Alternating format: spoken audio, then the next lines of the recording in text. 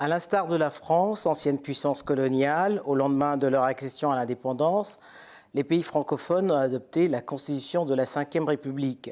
60 ans après les indépendances, le régime présidentialiste n'a garanti ni la démocratie ni le développement dans ces pays. Edmond Okomvele Ngoko, bonjour. Bonjour, Madame Epote. Le constat que vous faites est sans pitié. 60 ans après les indépendances, les pays francophones s'enfoncent, dites-vous, dans la pauvreté, l'attentisme et la médiocrité.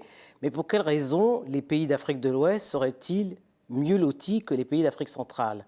Je crois que la raison peut y avoir 2 ou 3 raisons. La première, je dirais que la différence fondamentale entre l'Afrique centrale et l'Afrique de l'Ouest, je dirais d'abord c'est un problème de culture. Ce qui s'est passé en Afrique centrale, c'est que le christianisme avec les catholiques, je parle du Gabon que je connais le mieux, qui sont arrivés en 1844, les protestants sont arrivés en 1842, ont vraiment détruit la plupart, je dirais, des bases que les populations de l'Afrique centrale avaient, ce qui fait que ces gens-là, ils n'avaient plus pour continuer à vivre que cette colonisation assimilationniste. On leur a dit, vous devez être comme les Français, vous aurez la nationalité française, ainsi de suite. Alors que l'Afrique de l'Ouest, ce sont des religions qui ont résisté à la destruction des mœurs, à la destruction des cultures locales. Malgré tout, il y a des régimes présidentialistes en Afrique de l'Ouest. Quand on prend le cas de la Côte d'Ivoire, il y a non seulement un régime présidentialiste avec un président, un vice-président, un Premier ministre, et récemment le cas du Sénégal où le poste de Premier ministre va être supprimé. D'accord. La deuxième raison, je ne parle de quelques raisons, la deuxième, ça va être la raison des richesses. Disons, l'intérêt que la colonie a pour les pays d'Afrique centrale était complètement différent que l'intérêt qu'elle avait pour l'Afrique de l'Ouest. En Afrique centrale, à l'époque où la France, après 1958, De Gaulle a envie de faire de la France une puissance nucléaire, vous savez bien que les mines d'uranium se trouvaient au Gabon. La deuxième richesse, c'était le pétrole. On sort de la guerre, il faut le pétrole pour construire la France. Donc, on ne peut pas permettre au Gabon à ce que les autochtones fassent un peu comme ils veulent, donc plus regardant.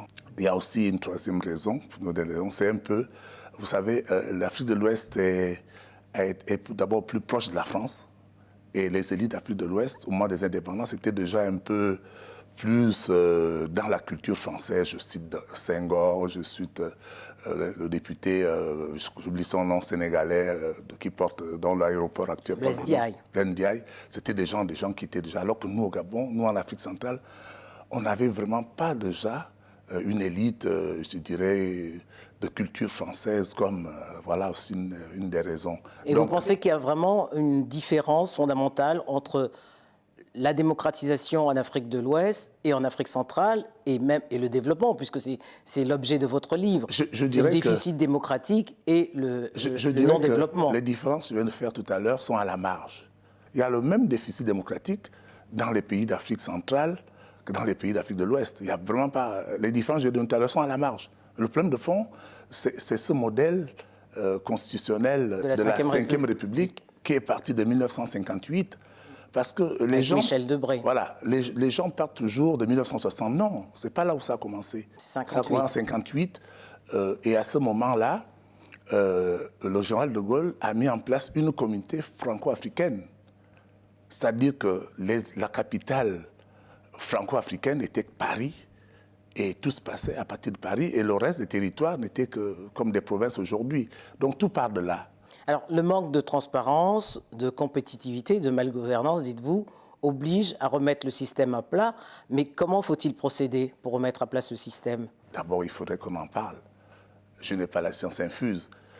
J'ai réfléchi pendant 4 ans pour savoir comment en est-on arrivé là. Dans nos pays, vous les connaissez aussi bien que moi, une route qui a été bitumée cette année-ci, dans 30 ans, les trous sont tellement nombreux qu'on vient décaper tout le goudron et on revient. On avance à reculons. Comment y arriver? Il faudrait que les gens réfléchissent pour savoir comment sortir de là. Est-ce qu'on peut continuer à laisser les présidents de la République, puisque ce modèle-là, la France est la seule grande démocratie qui l'utilise, où l'exécutif est au-dessus du Parlement. Les autres modèles, vous prenez les États-Unis, vous prenez l'Allemagne,